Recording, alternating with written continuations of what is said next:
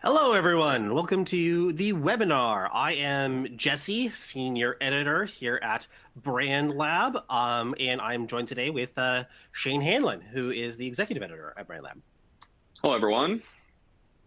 Yeah, so today we are going to be talking about creating content that scientists can't resist. So what does the good content look like for them? And so just a little bit about us as background is that we're actually both scientists. We started off in the lab and have transitioned into being content marketers these days. So both of us come from that background, which is why we're explaining to you like what we're seeing as being the most effective and the secrets to creating content that really captivates the attention of scientists. So to get into this as the background, I think it's worthwhile talking about one of the most famous content creators in science of all time, which is, of course, Charles Darwin.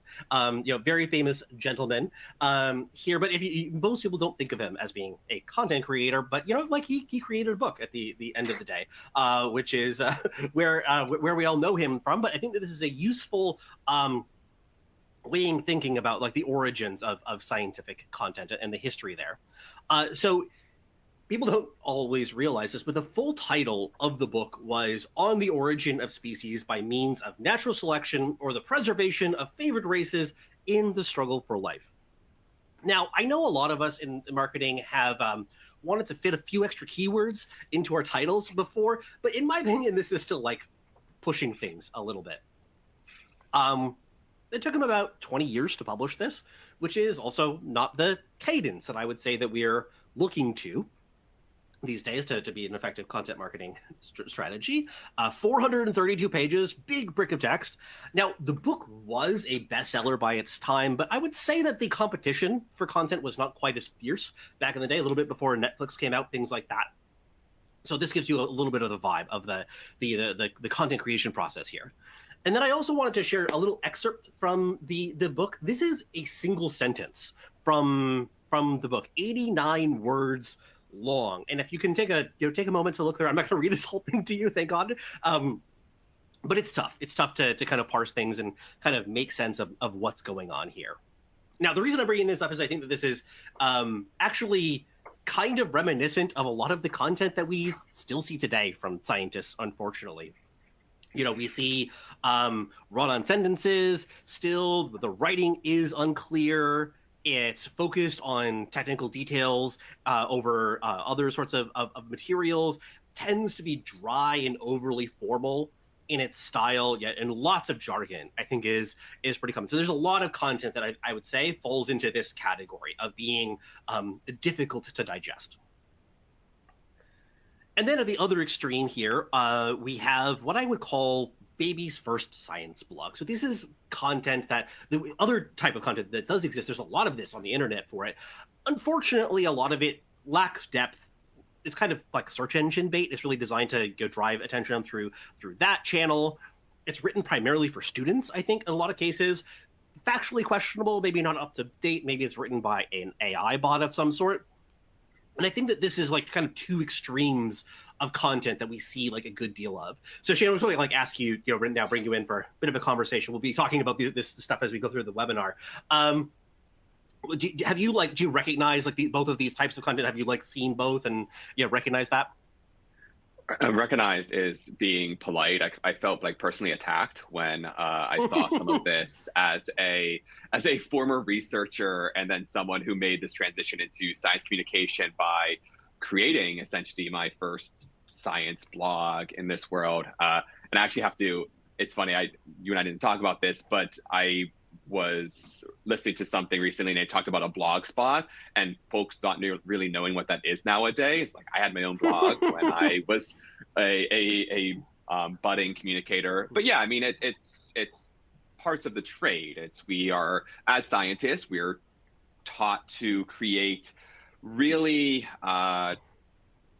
complicated, technical, very scientific, literate types of communication that is not meant for consumption kind of beyond our direct peer group. And even then it might be a little bit too in the weeds.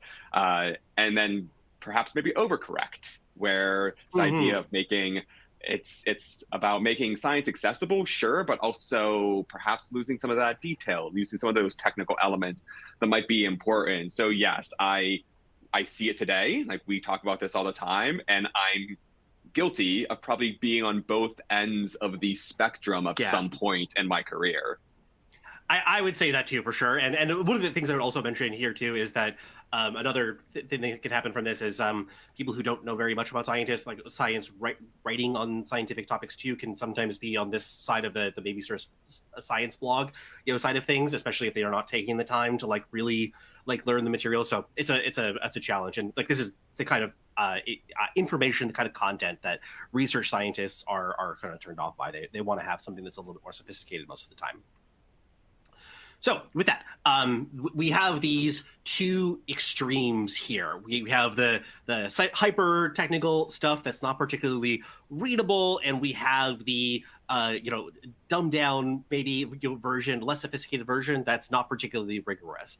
And we want to be able to find some middle ground, some way to bridge this gap essentially, where you are able to be both rigorous, technical, interesting in that respect, while also being readable and not super dense. Then, so that is kind of what our goal is here and what we're trying to achieve with what we're going to overview today. Before I go any further, though, I do want to just like call out that this isn't like we're going to be speaking mostly about our experience of writing for chemists and the work that we do in BrandLab here. Focus on chemists and some people in the biopharma space. But this does apply to, I think, a lot of technical kind of careers or more, like healthcare. There's a lot of applications there, maybe if you're in engineering and such. So there's, I think, a number of lessons that can be pulled from this that go beyond just the space that we're talking about specifically. So the first tip I wanted to cover is about storytelling with science and why this is a great way to communicate information, technically accurate information, in a way that's captivating and interesting. So you convert technical information into content that has some emotional resonance. It activates the audience's natural curiosity as well, and it makes these phenomena, this data, this information, these experiments more personally relevant. Now, Shane, I know that you have a lot of thoughts on the idea of storytelling in science and such, but can you tell me like how you kind of came to that? Like, what was your, how did you discover this? Yeah, it was, frankly, it was kind of an accident. When I was a researcher, at least starting out, I kind of had this idea that there's a separation between what I do as a researcher, like capital S scientist, and then how we communicate to literally everyone else in the world. And as those kind of ideas started to mesh and mold a little bit more, I've always been interested, like fascinated by story. I love movies. I love books. I like narrative. And it wasn't until actually talking to folks who are literally in the storytelling space, science or otherwise, where I realized that these things don't need to be disconnected, nor oftentimes should they. I know that storytelling as a mode of communication is really big in a lot of industries, and science is kind of no different. And frankly, when you think of storytelling, like we as people have been telling stories forever. We've been telling stories like as mode of human communication, as a way to pass down history. Story is how we've gotten most of our information, and even the idea of science and story is not new to us. It's not unique to us. That separation we almost created. There are entire communities and cultures and people where there is no separation there. And so I think that I was just kind of maybe not quite an instant light bulb, maybe more of a dimmer switch that came up, and maybe realized that these things don't have to be mutually exclusive, nor are they actually in the way we ever communicate. So yeah, I mean, I definitely, there's a value to it. I understand the value of it, but just even that realization that we're doing this anyways, even if we might not think we are. Yeah, it's something that storytelling is just like, it feels like such a fluffy term in some ways, but it's just like a fundamental way of like how we, it's a way of understanding causal relationships between different things of like, this takes this action, it connects into that thing, etc. Like that. When you think about it in that way, like that's what stories are essentially, right? Is a series of, you know, actions or reactions. In that respect, I've actually been having some conversations recently with my son about like mythology and, you know, where, you know, how like old the civilization is thought about things like lightning coming from down from the skies and tornadoes where they came from and that kind of thing. And it's something that like it's a story that they're telling about, you know, where these came from. And even still today, like the story is very different, but it's still a story that we tell about like, okay, well, we have electrical charges and they want to get to these electrical charges, and you know that like it's always a story. Yeah, I mean, even manuscripts, as technical and Yeah. as very specific they are, you're still telling a story. It might not be a Mm-hmm. story in the structure, or even we're going to talk about flow of story in the way that folks might be used to in common communication. But if folks step back and kind of look at the different elements of what we consider a story, manuscripts are the same thing. It's just a different type of story. And actually, Jesse, one more thing I wanted to pop in here that I forgot to mention at the top. So this is, you can see this discussion, but also we have Q&A, and there's going to be room for us to answer y'all's questions. So if you Okay. have a question, we'll break in the middle, have time at the end, but you can enter it into that Q&A box, and we'll get to as many of them as we possibly can. So it won't just be us talking at y'all, a lot of that, but also room for us to answer some things you might be interested in. Yeah, thank you for reminding me. I just kind of launched in there, so that's my bad. But that's good. Okay, so let's go on. So the next thing to mention specifically is that they're just like unlimited stories in science too. Like everywhere you look, especially when you think about it this way, there are stories to tell here. So let's talk about that. This idea of like the flow of stories. Like all stories have your beginning, middle, and end. This is something that you might remember from your high school or elementary school English classes for it. And ultimately, the process of science is a quest in a lot of cases. There are different story structures and such that you can think of, but I think that the structure of a quest is pretty close to what we see a lot of the times in science. So you start out with some problem or one type or another. You go through a series of experiments of things that go well, things that go badly. You know, you make some progress, you have a setback, etc., and eventually you get to a discovery at the end of, hey, we have a cool piece of technology or some sort of, you know, advancement that we want to share for it. So yeah, we can always tell this as a story. We start with our problem statement, we talk about the experimental process, what happened through that, and get to the final state of, you know, whatever we wanted as our outcome there. And this is, we can actually use an example here of like how this can manifest in this storytelling kind of framework. This is an example from an ebook that we did for it. It was actually, I think this piece was actually written by Jordan, who's our other co-editor on the team before she was part of the team. But we started with this challenge about soy, and it was about plywood and the glues that's used in plywoods. There's ingredients in them that are harmful to health. So that's our problem to start out with. We then identified that soybean proteins can be used as a glue to bind these things together. So that's a nice sustainable alternative. Unfortunately, things fall apart when they get wet, when they're using these standard soybean proteins. You know, you can use a muscle proteins, but they're too expensive. But you can then use the inspiration from those muscle proteins built from soy proteins to create a more sustainable glue that can be used in these plywoods, essentially. So you see this whole flow of advancement, a setback, and that through that cycle, you eventually get to a state that is better, and that is exciting, and it helps to communicate the value of this type of project. Okay, so that's that example. And then you could also then combine these features into, you know, telling different stories about different types of products into something like an ebook as well. This is something that we've done. This is an example from USI. Once again, you know, this was written by Jordan, and bringing these together and put that into an ebook to communicate the values of this type of product. So that is, I think, some of the examples of how storytelling can work in science. Shane, do you have anything to kind of like add as to like what makes for a good story in science? What would be some of the ingredients there?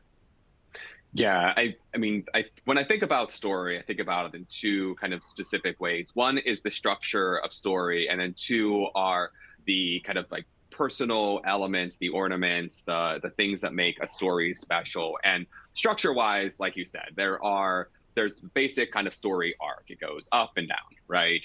And all stories look different. I think you illustrated that really well. Something I would just add is that any story, science or otherwise, has a beginning, a middle, and an end. And even though we oftentimes think of it in an arc, a very simplistic form, it's there's change throughout. So beginning, middle, Hmm. end, but there is some sort of change. A problem is solved, a thing is discovered, a mystery is unveiled, whatever unveiled, revealed, but whatever it might be. A story without change is an anecdote, and anecdotes are fine, and we talk through anecdotes every single day. But change is a really big part of what makes a story effective, what people will walk away with. What do you want that take home to be?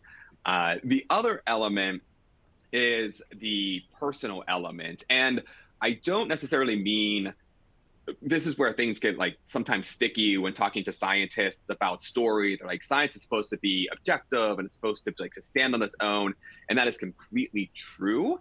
But people do science, and people are involved in the scientific process. And when it comes to things like case studies, we are working with folks, we're working with partners and collaborators for help them tell their stories, and it could be the story of how their product was effective, who they worked with to do it, whatever the outcome was. And so there's always going to be some sort of a either capital P or lower P personal element to a story that is going to influence the outcome. So there's structural components, and then it's kind of this idea of like, who are the characters? Why should we care about this?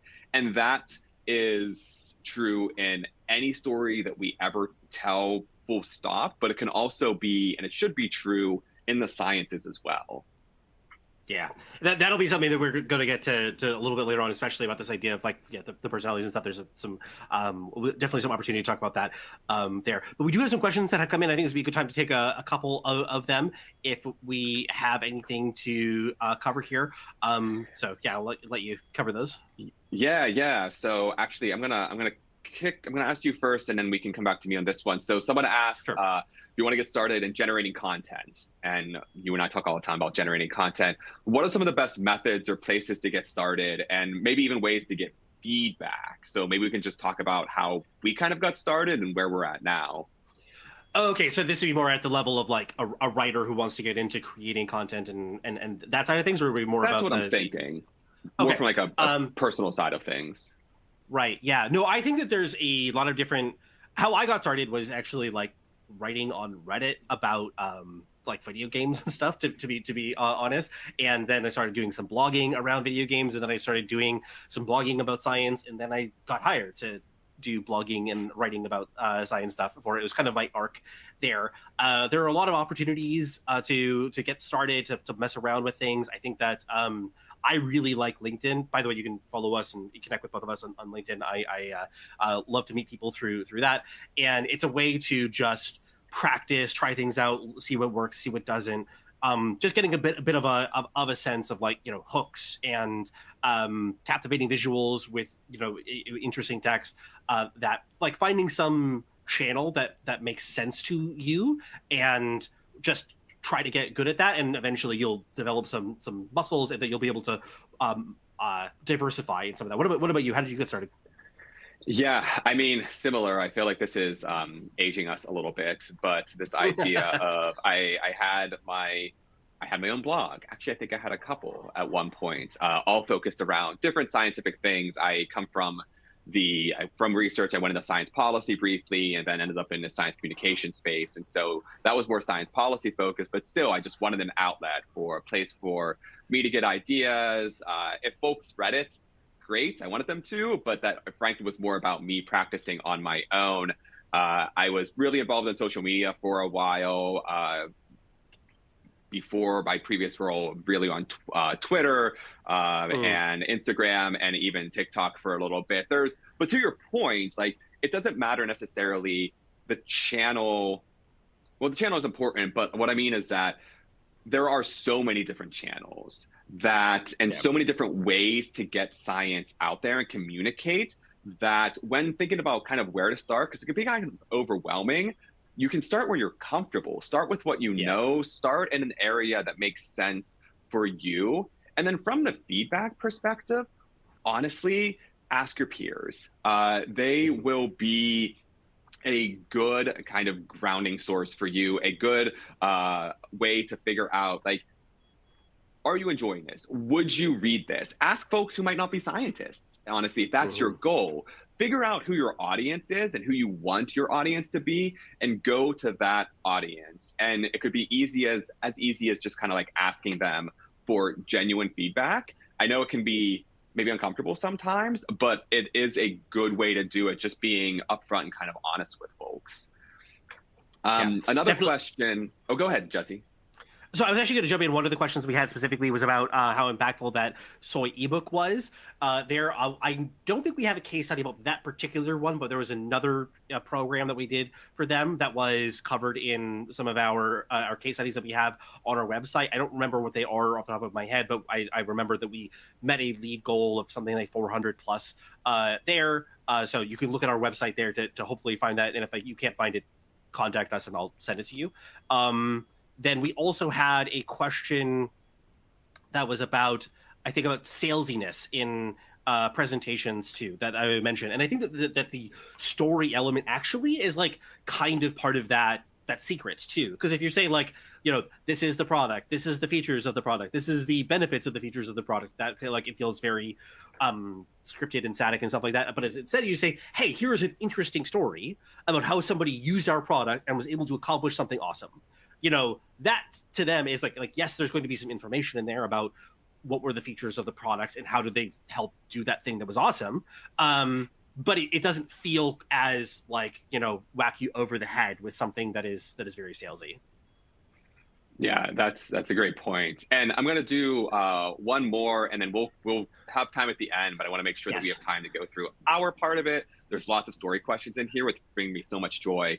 But Oh I am yeah. going to answer one that I do know about, and the I'm not going to read the entire thing, but the idea was basically, if we're talking about story structure and beginning, middles, and ends, science oftentimes doesn't have a nice, tidy end.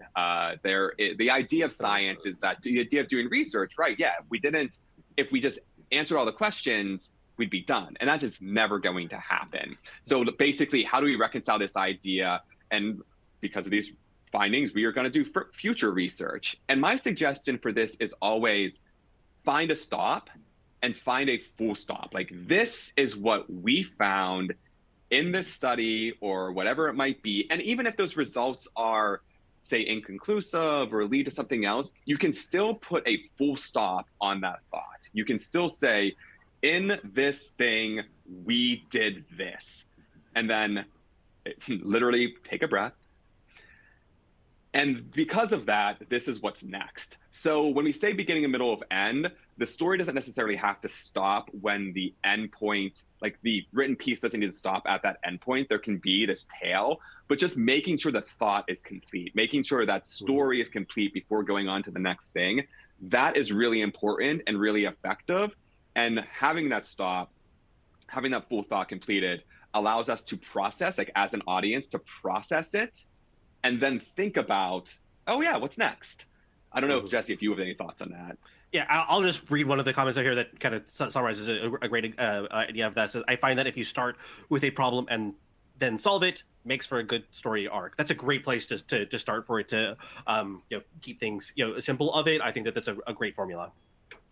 Okay, All right. so with that we can move on. Great discussion. Keep the questions coming. We'll have more time at the end. So let's talk about expert voices and how they help everything, how they add to this in so many different ways of bringing in those scientist voices. So science is a serious pursuit, like as evidenced by the stock photography showing serious people staring at multicolored liquids very intently, and it has a certain vibe of being very just focus on data, just focus on experiments, and lacking some of that personal connection sometimes. But you also still, of course, want it to be serious science too. So this is by bringing in expert voices, it's a way to both have that technical accuracy while also bringing in a personal component too, so something that's human, something that allows for some amount of emotional connection. So I think one of the examples here that really hit this was from Soy Inc.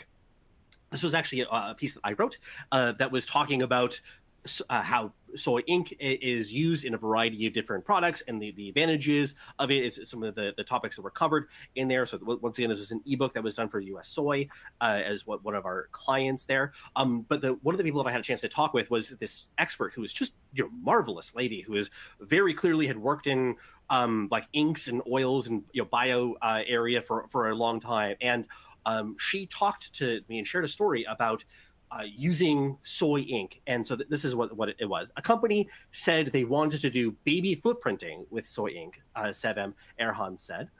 At first, I thought they were making fun of me because everyone knew I was pregnant.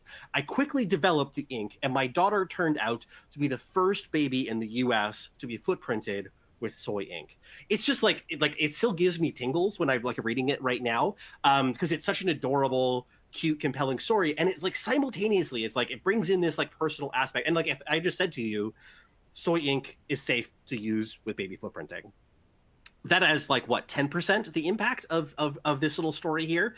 And like you just have to remember too that like science is like a big part of these people's lives too. So when you ask these questions that set up for these kinds of stories, you can get these like nuggets of experiences. I mean, obviously this is an amazing one, and maybe not everybody has something that's quite this compelling and adorable. But I just think that that's one that is really sticks with people and like, communicates this idea once again like it's safe and it's useful for a variety of purposes too. So that's a great example of that. Getting some love reactions and such right here, which I appreciate. Okay, so interviewing scientists, how do you do this effectively? This is, you have to find researchers who like to share their work with others. Some of them are happy to communicate and talk about things. Some of them are not quite as into that.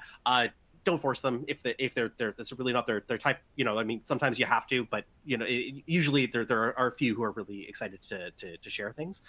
Bring your curiosity is a big thing. Just ask questions, follow trails as they come up, find out where they're passionate about.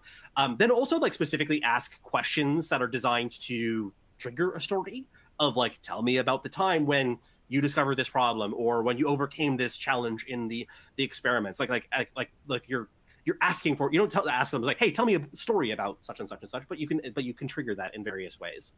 And then it helps you also just get real world context of like how this works in practice, because they've worked with these things themselves, and it's a great way to get into understanding these things in detail and cover those like nuances questions that doesn't quite get covered in anywhere else. So this is some of my tips. What would you say is like advice for people who are interviewing scientists for the first time?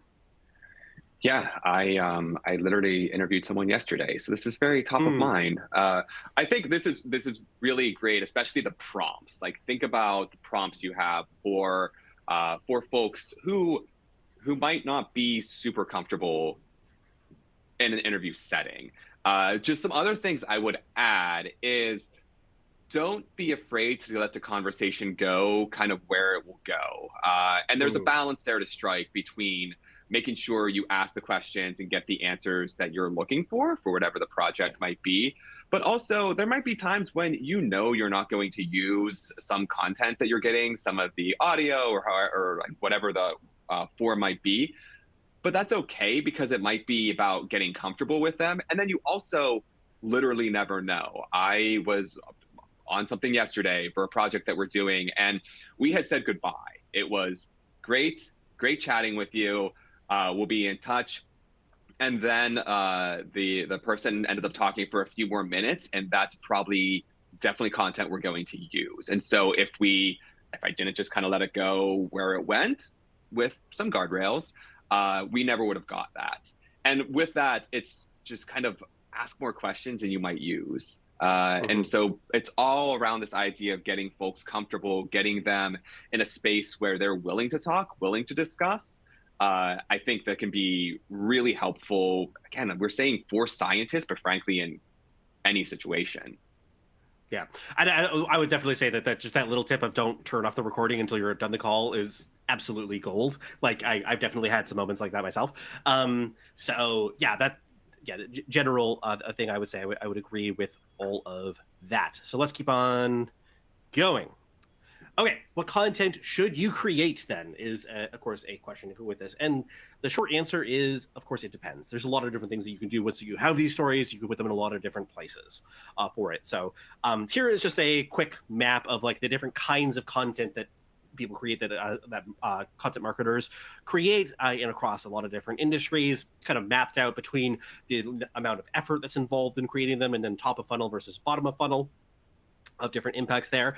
So a couple to like point out that are kind of more specific to scientists too, or more so, is about the posters and conferences are big ones. So posters is something that we have poster sessions at conferences, and then conferences like academic conferences are a big deal, and that they're more so than many other areas. It's one way to get your message out there. But then there's one more that is worth pointing out that kind of push things over a little bit to make room for it, and that's the scientific article. And that the reason that I want to like highlight this one here is that this is the ultimate form of content for scientists, if you can do it. And it's really important to wrap your head around this in terms of your content creation.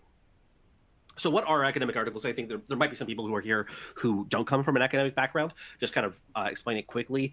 They're written by scientists. They usually share results from experiments, and they include a peer review process. So that means that it's sent out to other experts in the field. They have a chance to provide comments and ask questions and things of that nature. And it has to be approved by them as being up to a certain standard before it's published There is a wide variety of different publications and academic journals. Here we have the Nature being one that's very, very famous, very prestigious. ACS has a variety of journals that we're very proud of here. But then you also have more niche publications. Dairy technology here, of course. It doesn't matter what scientific discipline that you're talking about. There's probably at least one journal, if not many, that are relevant to the interests in that space. So why are academic articles so important? This is actually one that is like a question that is almost like hard to like articulate properly, of like how important they are to scientists. How would you explain to somebody who is a non-scientist of like how this like fits into the identity of scientists? Well, it's how scientists communicate. It's their information currency. It's their language. It was my language. It was your language, like for many years. Every industry has this. They have some way of communicating, whether it might not be a formal, we have all of these journals, we write these very long manuscripts, but every industry has a specific language. This just happens to be the language of scientists. And there's an entire system, an ecosystem built around it. And this idea, and you'll touch on this, but it is peer reviewed. So it's not just people going out and saying a thing and people just accepting that as fact, whole cloth. There is a process by which this is vetted. And so it's this idea of this is how scientists speak, and it is trusted because it is vetted by a community of their peers, are kind of the two biggest elements that, while I don't necessarily, I think the way manuscripts are written could be improved, I really understand the value of scientific manuscripts. Yeah, there's a whole lot that could be said about the apparatus around academic publishing and the advantages and disadvantages of how that's being done. As it stands right now, it is critical in the trajectory of scientists. It's an important thing that's based in people's careers, et cetera, like that. So that's worth there. But unfortunately, it also does have some downsides too. Like you can't just go out and publish these things, like as a churning them out on a regular basis. It's a lot of work to write an academic publication. The results that you're sharing have to be like novel, meaningfully new in some way, that you're adding something to the literature, and that's not trivial to do. You're dependent on subject matter experts as well to get this across. You can't just as a marketer be like, okay, hand me your results, I'll write it up and go on with things. That's really not how this will work. And then also, like, scientists, like, as much as they will say that they love them and they value them, often don't really want to read them because they're extremely dense. They go on that side of the Darwin, not very readable problem. So like that's a challenge, and you want to be able to actually communicate these things. Like a lot of the times you talk to scientists about how they're actually reading them. They talk about skimming them. They read the abstract. They read the conclusions. Maybe look at the figures, and that's kind of it. So one of the secrets here is that you can repurpose this information, and you can bring things from these academic articles and then share it across different channels too. So this is actually a little case study. This is actually based from work that I did actually at my previous job, but I think this is a useful program that people can think about. So this is an article that was written in OPR&D, which actually happens to be an ACS publication, and it was talking specifically about a piece of software called Luminata. Very interesting piece of software. People want to learn more about that, go check out their website and such. It has a lot of interesting stuff going on. The summary of the article basically is, Excel is bad, has a lot of problems related to data management, and pharma researchers should be using our software instead, is kind of the quick version of this. But like, how do we get this out there across different channels?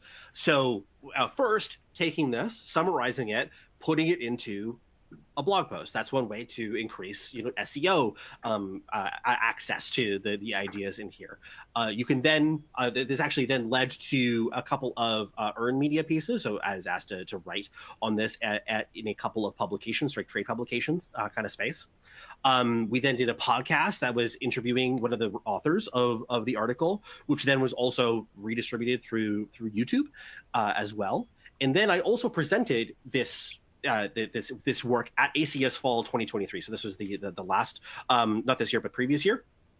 And then that presentation was then also turned into a YouTube video as well. So this allows to get like a lot of coverage, showing up a lot of different places. Different people are engaging with it in their own way that is captivating and interesting to them.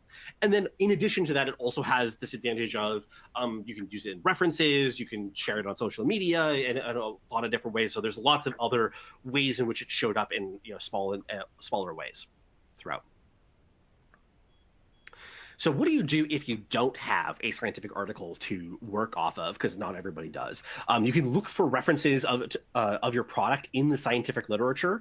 Maybe there's somebody who's written something about your paper, and you kind of do that same project, that same process around it, even if you weren't the ones who originally wrote it. You can then do you work with subject matter experts in your company to write one. This is a possibility too. It is a lot of work, and you definitely need to have that buy-in to do it, but maybe you have something that you can share in that way. And then there's the possibility of partnering with academics too. Maybe there's somebody out there who is interested in that space and would like to have your technology for free or discount or something like that on an agreement that they publish something on the subject. So those are possibilities.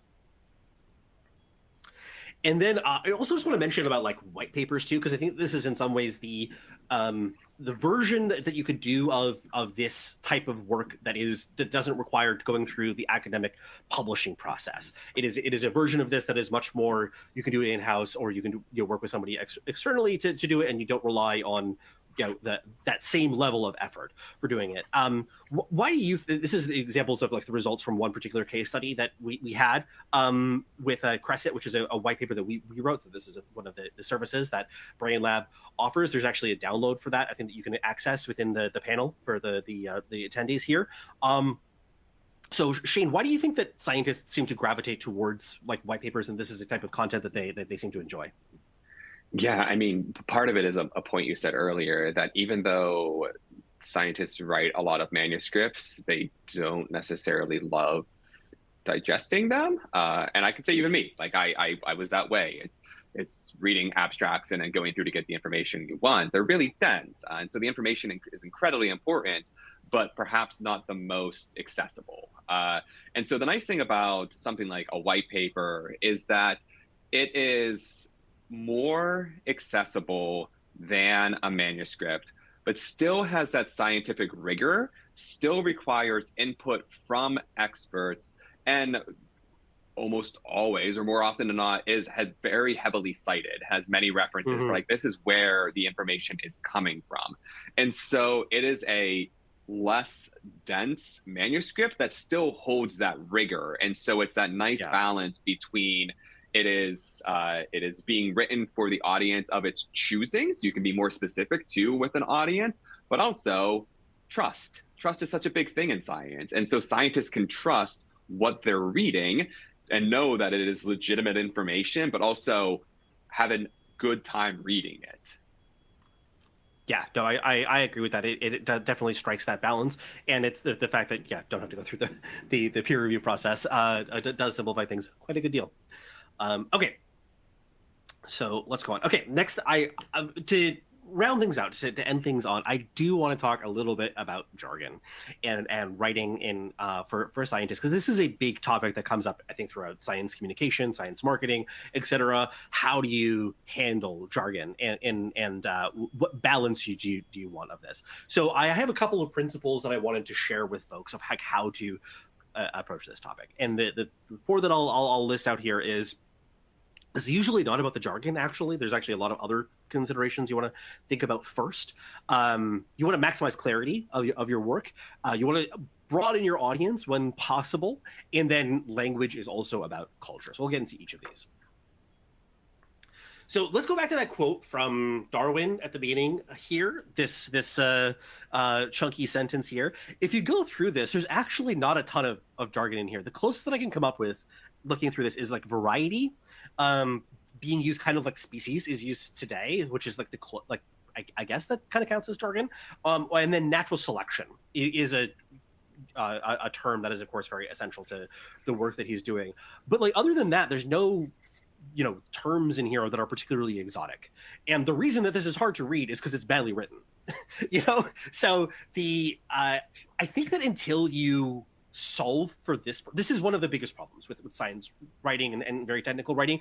It's less about the jargon, it's more about the run-on sentences and the unclear phrasing and like overly formal and indirect and such that you can get, and that leads to clarity problems. And then also, if you can like solve that and like distill things down, then you can see more clearly what jargon is necessary and how jargon is like showing up in that work versus not. So until you have while jargon is like I think it pops off the page because people say like, oh, this is a term, I don't understand what that means, that bothers me.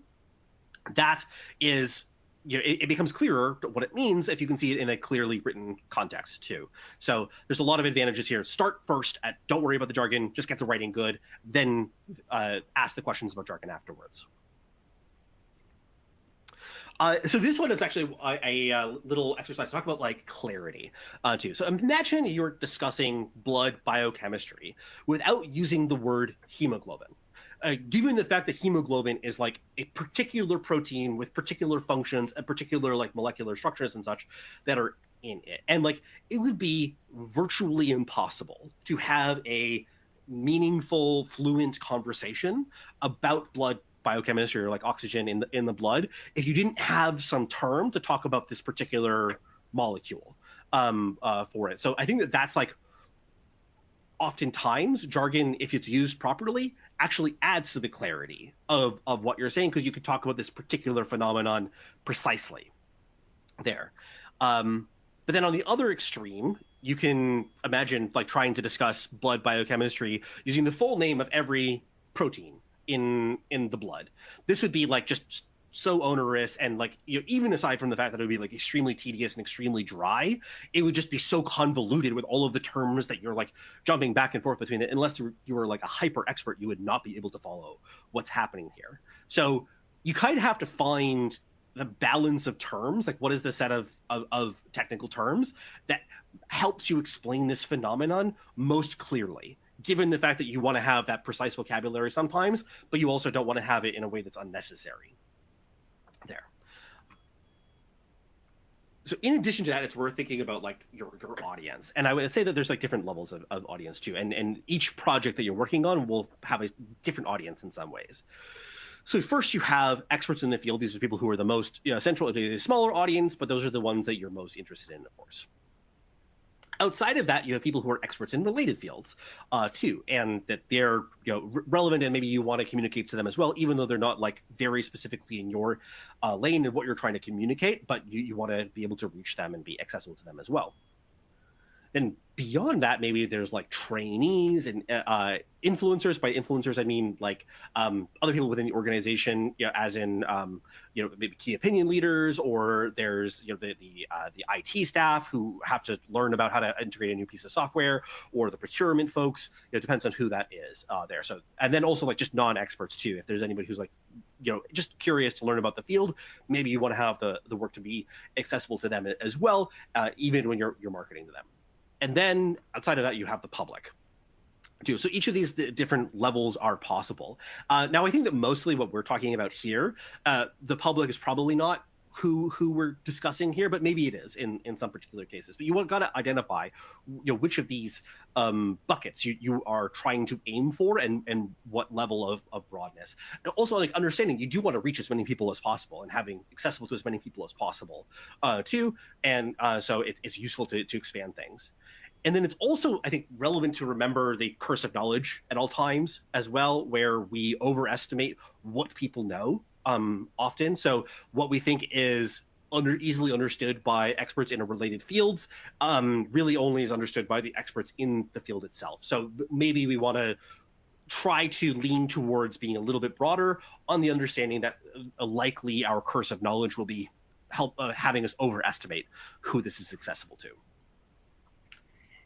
And then finally, it's worth mentioning and reminding that language is about culture too. So that there is a in-group, out-group, who is using vocabulary correctly. Language is always about this. And if you use the wrong words or the wrong term or the wrong abbreviations in a specific context, you look out of place, and it looks less believable. It looks like inauthentic too. And so you do want to, like, if there are terms and some conventions that are used in a given field and they're very common within that field, you should use them, because otherwise you will look more out of place for him. So those are, I would say, the principles to consider when balancing the level of jargon, the level of technical sophistication, the language that you would use. Do you have anything that you would add to that, of like how you approach it in like your editing and such?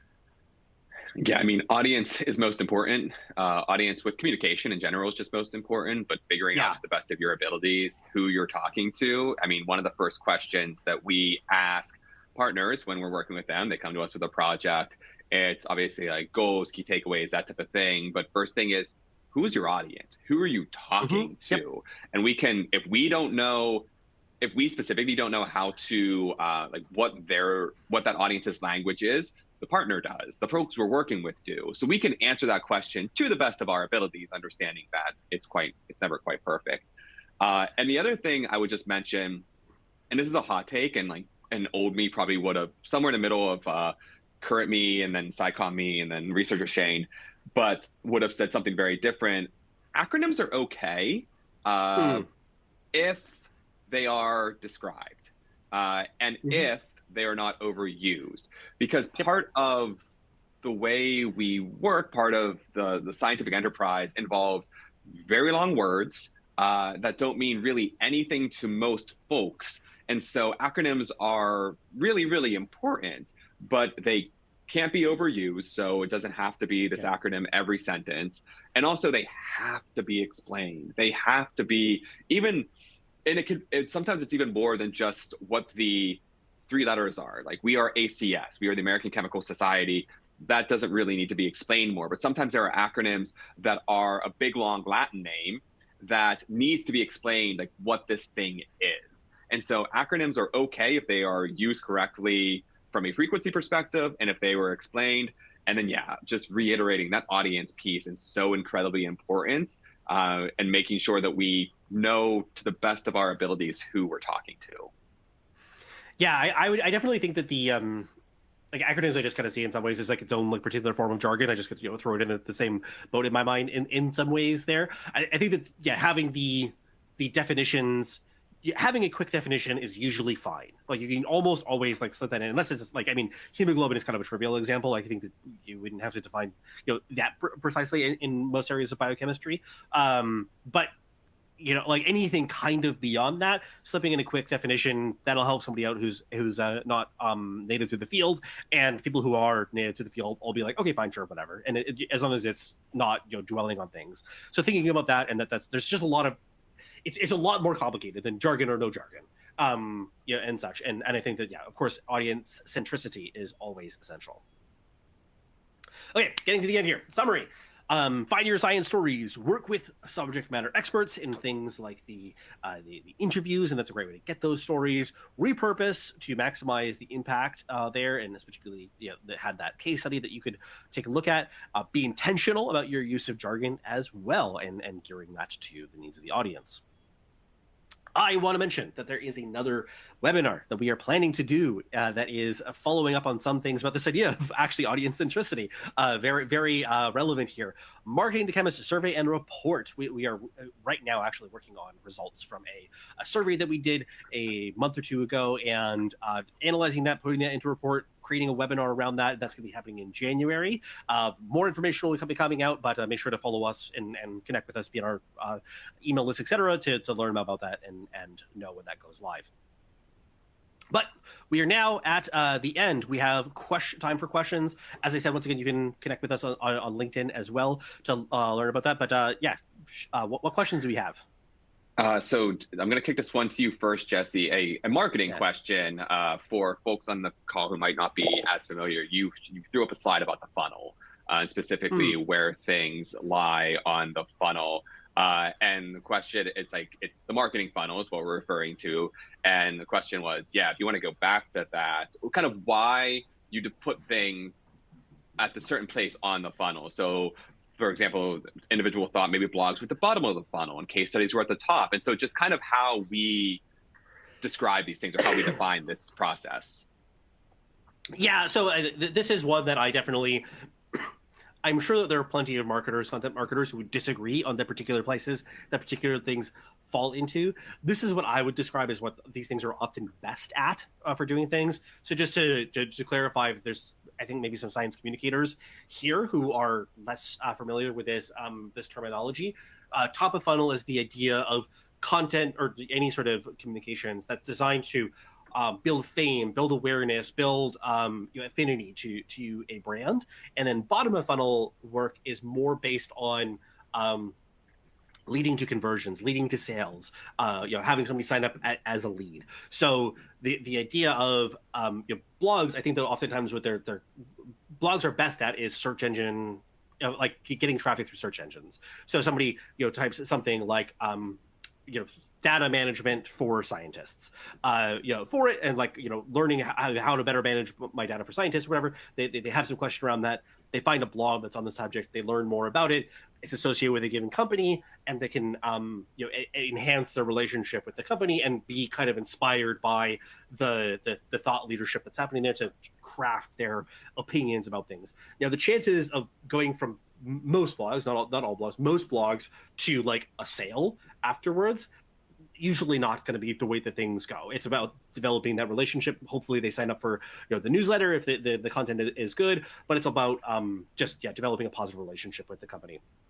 Something like a case study is hopefully like much more like, this is the problem that they were facing. This is the solution that they used. This is why it was effective. Getting really into the details. They are really giving you an explanation, like a rational case as to why a piece of technology is good at solving a particular problem. The thing is that the people who are just in that general, like, I'm just learning about the subject, I'm curious thing, if you give them that, like, hit them with the really hard content of explaining things, it's just like, this is too like in detail. I'm not there yet.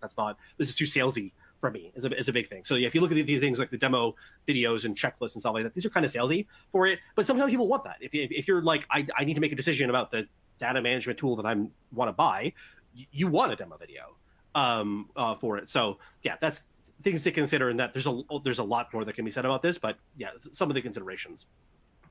And another question that I feel like was specifically designed for you is a question about the company has a really active blog, wondering how to increase engagement and distribution. So yeah, how do you advertise your blog, Jesse? Right. Okay. So I am been very focused on this idea of distribution through social media, through LinkedIn, particularly. There's a whole concept called zero-click content. If you're not familiar with it, there's a lovely article by Amanda from SparkToro talks about this, and it's the idea that a lot of the channels these days are in some ways discouraging people from leaving the channel to go somewhere else. So SEO, Google is like feeding people like the AI based answers or AI overviews. LinkedIn punishes posts that have links externally for it. And there's like different variations of this across many different channels. She goes into it in detail. What that means then is that to really get some of the ideas out there is that you take it and you craft it in a way that is relevant to the channel where it should be consumed. So instead of just saying, here is my blog post, like you post on LinkedIn, here's the blog post, go check it out. Thank you very much. That probably not going to do great.